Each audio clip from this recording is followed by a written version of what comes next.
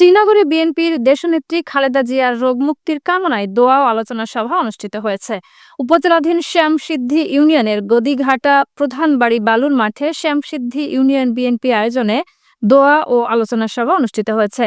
Shyamsiddhi union বিএনপির সাবেক সাধারণ সম্পাদক মোহাম্মদ ফিরোজ আলম প্রধানের সভাপতিত্বে এবং শ্রীনগর উপজেলা যুবদলের সাবেক সাধারণ সম্পাদক মোহাম্মদ মতিউর রহমান মতিনের সঞ্চালনায় প্রধান অতিথি হিসেবে উপস্থিত ছিলেন উপজেলা পরিষদের সাবেক চেয়ারম্যান ও উপজেলা বিএনপির সাবেক সভাপতি আলহাজ মুমিন আলী।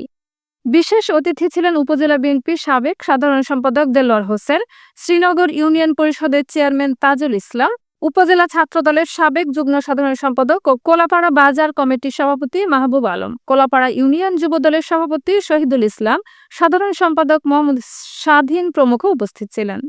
এ সময় বক্তারা দেশনেত্রী বেগম খালেদা জিয়ার রোগ মুক্তি এবং ৭ই জানুয়ারি তার লন্ডন সফরের জন্য শুভকামনা করেন।